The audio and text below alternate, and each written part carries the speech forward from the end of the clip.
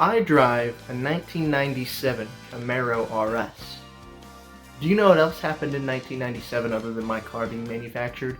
A little movie came out called The Lost World Jurassic Park, the sequel to the greatest film of all time, Jurassic Park. Is the sequel as good as the original? No, but it's still an enjoyable movie, and it spawned a new toy line of new dinosaur toys, some new, some repaints for that film, and it's one of my favorite toy lines of all time. And we're going to be taking a look at one of my more recent acquisitions for my Lost World toy line. We're going to be taking a look at the 1997 Dino Scream, I think that's what they're called, Dino Screams, Chasmosaurus. A dinosaur that has been seen once in 1997 in the Jurassic Park toy line and has disappeared since, other than in 1999 when it got repainted, but that's beside the point. So we're going to take a look at this Chasmosaurus today, and you're going to hit the like and subscribe button so I can have that dopamine hit. Anyway, we're going to get right into this.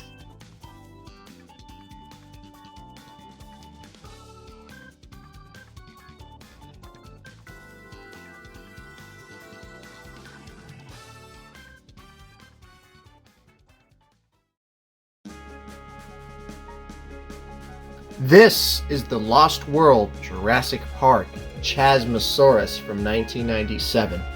Part of this June, we're going to be taking a look at the entire history of Jurassic Park as it is the 30th anniversary. Not just Mattel figures, so we're going to have some retro throwback figures as well. And this is one of my more recent retro figures I have managed to acquire in my collection. I received it about a month and a half ago, and I figured I'd save it for the review. And this is actually our only Chasmosaurus in the entire Jurassic Park toy line. This sculpt was eventually repainted as part of Jurassic Park dinosaurs, but Chasmosaurus is not a species that has been seen again. Hopefully one day Mattel will make a Chasmosaurus, as it is one of my favorite ceratopsians, but for now we only have this sculpt, and it's a pretty solid sculpt for what it is. Taking a look at it, it's not the most inaccurate sculpt ever. By the 90s we had a pretty good perception of how most dinosaurs looked. The only dinosaur that looks outdated from any of the Jurassic toy lines is the Spinosaurus from the Lost World. That one is just abysmal. But the rest of them look fairly, accurate enough. You can still tell this is a 90s toy just based off of the way it looks, the yellowing of the plastic, some of the scuffing. But this individual piece right here is in relatively good shape. This Chasmosaurus would have cost $12.99 back in the 90s, but for today you can probably find it from anywhere to $20 to $30 based off of if it works or not. It is an electronic Dino Screams figure, and it does have some electronic features that I'll show off later, but this Chasmosaurus is fairly cool. I'll put up a picture of what it looked like in the box because we, can't unbox it. I don't have the box. And it's a really nice looking figure. Taking a look at the head sculpt, you've got really nice sculpted scales. There's the word. You got the eye. It's white and black. It's fairly simple, but it's nice and painted. Look at all the colors though just on the face. You've got 1, 2, 3, 4, 5 different colors on the face. Nowadays, we'd be lucky to see 2 colors on a figure, period, from Mattel. You've got nice white painted horns, and every horn is painted other than these side ones. The main horns above the eyeballs, the nose horn, the side horns, and then the tops of the frill horns are all painted. These side ones are not. The frill is very nice. You can tell it's a Chasmosaurus through the length, which is super duper cool. Moving down to the rest of the body, we've got nice scales on the back. There's the speaker hole where the sounds come out, but nice rigid scales. You've got paint that runs down the body and runs all down the underside. The legs are fairly nice. You do have painted nails, which is awesome. You don't see that nowadays. JP21 Site B. They used to put JP logos on the side. They've been doing this since the 90s. They stopped when Mattel took over the license. I think it was copyrighted, so maybe why they couldn't do it. But you got the JP logo, Site B. That's how you know it's a Lost World figure. And then this is number 21. There is paint all the way down the tail from both sides, from the top and the bottom. It runs all the way throughout the figure, which is something that we would never, ever see today. No offense to Mattel, they're just kind of cheap when it comes to paint. But Kenner knew how to paint a figure, which is super, super awesome. Articulation is fairly basic, as it is on most of these 90s figures. The jaw is stuck in this frozen position. It cannot open or close. There's no paint on the tongue, but the jaw is fairly nice. You get the beak. The arms are articulated. They'll move back and forth.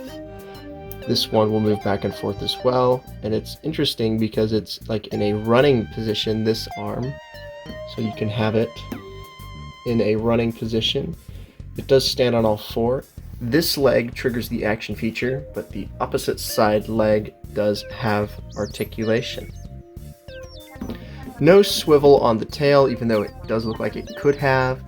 And then there is articulation in the head that is tied to the action feature. Speaking of action features, you pull the leg on this Chasmosaurus.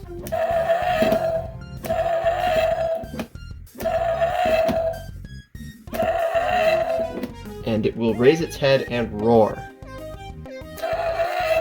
which is pretty cool. You could use it to knock down some other dinosaurs, and it's a fairly fun action gimmick. These electronic figures were pretty cool, but for $12, this figure is pretty good for 90s standards. Nowadays, like I said, it'll cost you around $20 to $30. I feel like that's a fair price for what it is. The Jurassic Park Dinosaurs version, I'll put up a picture, is going to be a bit more rare and expensive just because it is Jurassic Park Dinosaurs. That one will put you back closer to $30 to $50. Honestly, this one's got the better paint scheme. If you just want a Chasmosaurus, I highly recommend just picking this one up off of eBay, or if you can find it at an antique shop or a comic shop or something like that. So let us go ahead and move on to some comparisons. Here's the Chasmosaurus alongside the rest of the figures from this $12 assortment. You've got the Chasmosaurus, the Parasaurolophus, the Velociraptor, and the laughably bad Spinosaurus. Two of these guys did appear in the movie, being the Parasaurolophus and the Velociraptor, and then the Chasmosaurus and Spinosaurus did not appear in the movie, but they still got figures. They did that sometimes just to have a little more variety in the line. They do that nowadays. Just there's a lot more of those, because instead of having like an obtainable amount of figures like the 90s lines had, Mattel just repaints everything, making it a never-ending hellscape to collect. I can't complain, it gives me more to collect. But all of these guys are cool. All of mine do work. I need to replace my Raptor someday because its neck is broken, which just kind of ruined the action gimmick, but they all do work. You got the Chasmosaurus ram-heading action. You got the Parasaurolophus. It's got a running gimmick. You press a button on its back and it will run. Then you've got the Spinosaurus. This one, you pull the arm and it'll roar.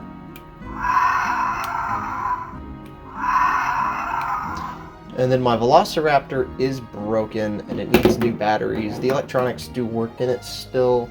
These Raptors do tend to break due to the gimmick, unfortunately. That's why it's not going to get its own dedicated review, but we'll take a quick look at it. You pull the leg.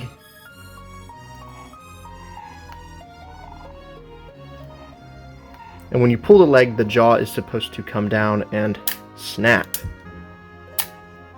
So it would work like this. But mine is broken. These tend to break. And the batteries are really low on it. I'll pull the leg close to my microphone so you might be able to hear the sound. But yeah, if you haven't noticed, I'm trying to stall for runtime so I can get this video to like 10-15 minutes long. So there's a Chasmosaurus alongside some of his Lost World electronic dinosaur buddies. Our final comparison for today is going to be a comparison of the past versus the present. Now, Mattel has not done a Chasmosaurus yet. I hope they do. It's one I would really like, and it's one of the very few of the 90s species that they have not done, alongside like the Coelophysis and like the Utah Raptor. Very few of the original Kenner figures have not been remade by Mattel, this Chasmosaurus being one of them. But here it is next to the 2023 Diabloceratops. It's the closest thing I could find. It's also the most recent new ceratopsian that I own. The Regaliceratops that's coming out later this year is coming out later this year. I haven't got it yet. I know some people have managed to track it down off of some websites. I might skip it altogether, to be honest. I don't really care for it. But I did really like this Diabloceratops, and I thought it would be a fair comparison. So they're actually pretty similar in size. They're from completely different scales, but they are pretty similar in size. The Diabloceratops is a bit bigger and bulkier. And as you can see, like, the Diabloceratops is obviously a lot more detailed and realistic looking, but this Chasmosaurus, look at how much more paint is on this thing. Like, Diabloceratops cuts off here, and then it's got a little bit of black on the tip.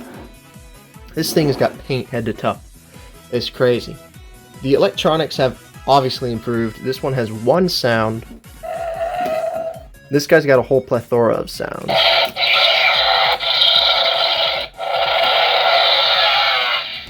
So obviously, like, they're around the same, they'd be in the same kind of assortment. If this Chasmosaurus was to come out today, it would be in this size scale assortment. Overall, it's a 90s toy, and if you want a Chasmosaurus in your collection, you're gonna have to get it. This Chasmosaurus is a great retro figure, a fun one to have in the collection, and I'm very glad to finally have it. It's been one I've been wanting since a kid. It's just one I've never gotten around to buying. But I have it now, and I'm very happy that I do. I definitely recommend this guy. If you can track it down, do yourself a favor and get this awesome piece of 90s dinosaur toy action. Thank you for listening. Let's move into the outro. Thank you guys for watching. I'm definitely not recording this the day after day ones. I try to get these all knocked out, you know, as often as I can, because I work every day at my shitty day job, so I don't ever have time to record except when I have a day off, and I have a day off, so I'm going to be recording today. My microphone sounds like shit because my dog chewed it, so I ordered a new microphone, so hopefully by the time you're hearing a video in like a day or two, probably by Thursday, I'll have a new microphone. So yeah, stay tuned tomorrow. We've got something very cool.